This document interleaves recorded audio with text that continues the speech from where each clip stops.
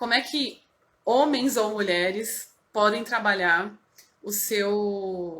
a sua feminilidade. Antes, eu queria trazer só um exemplo que eu gosto bastante, né? A gente tem Robert A. Johnson, ele é um psicólogo é, junguiano, né? Ele estudou ele é um dos estudantes de Jung, e ele escreveu alguns livros sobre mitos, né? A mitologia, ela traz arquétipos que realmente fala aí das questões humanas, né? Que retrata condutas humanas, características humanas, e que eu acho bem interessante.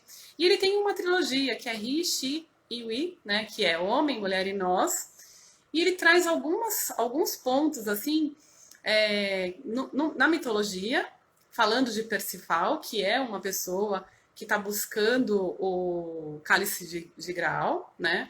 Que o que é o Graal para o homem, né? É realmente trabalhar esse desenvolvimento do feminino dentro de si.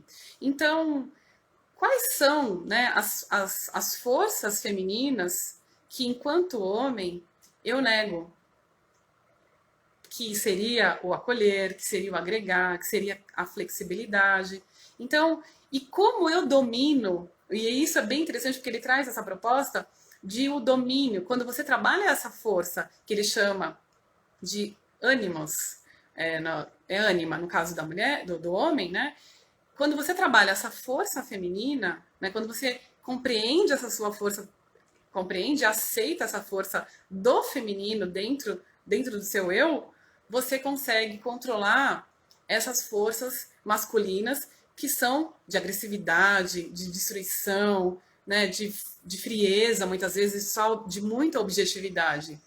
Isso é bom? A característica de determinação, de foco, agressiva, destruição, muitas vezes ela é positiva, porque a gente precisa destruir o que é velho, né, para a gente construir o novo, a gente precisa destruir o que é ruim na gente para construir o positivo. Então, essas forças em si, elas não são negativas e nem positivas. O que nós precisamos aprender é dosar. Então, ele traz através desse conto né, da mitologia, ele traz essa reflexão, né, e esse estímulo, essa provocação para que o homem aprenda a trabalhar o lado feminino interno dele, né? Então, como é que eu reconheço quando eu estou zangado, quando eu me frustro com coisas que não saíram da forma que eu queria, né? A gente vê muito isso. Às vezes você tem lá que atingir 100%, atinge 99,3%, e a frustração do homem é gigantesca, e a mulher fica feliz porque conseguiu chegar muito próximo, ela comemora, ela olha de uma forma otimista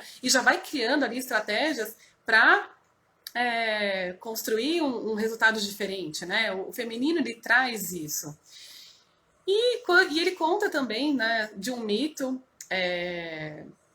da mulher que ela precisa também aprender a desenvolver o lado masculino dela, que são essas forças de objetividade, né, de coragem, né, e suprimir, não suprimir, mas para vencer, para dominar o medo, a vulnerabilidade, muitas vezes a falta de foco, né, uma vez que nós temos uma visão múltipla.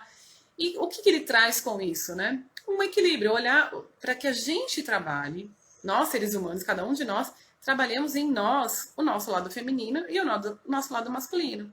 Quando você olha para mulheres que foram executivas, que são executivas de sucesso, a gente encontra traços muito fortes masculino, né? Do masculino na mulher. E muitas vezes, na minha geração, por exemplo, a gente viu muitas mulheres que elas focaram no trabalho, né, na sua carreira profissional, para ir em detrimento da sua vida, da sua vida pessoal. Então, muitas mulheres não se casaram, muitas mulheres não tiveram filhos, e como se fosse uma narrativa de que assim, ou você é profissional, né?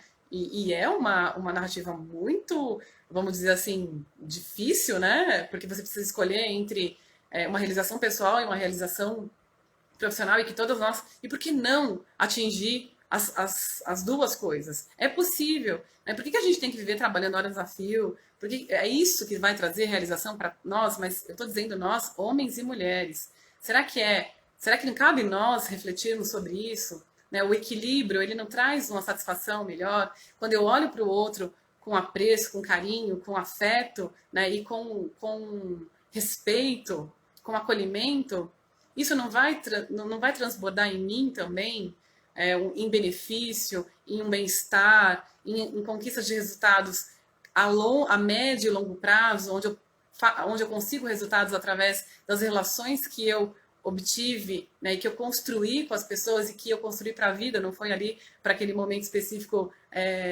de necessidade de resultados, né? Então, eu acho que essa é uma dica que eu dou, de você, seja homem ou mulher, procurar identificar quais são as forças, né, que foram atribuídas ao masculino e quais foram as forças que foram atribuídas ao feminino, à mulher, e que, de certa forma, te falta e que você pode desenvolver, vendo que lá na frente, né, você vai ter benefícios a médio e longo prazo. A curtíssimo prazo, gente, não vai ter. Por quê? Porque dá trabalho, né? Cuidar dá trabalho, servir dá trabalho, agregar as pessoas dá trabalho, construir relações dá trabalho.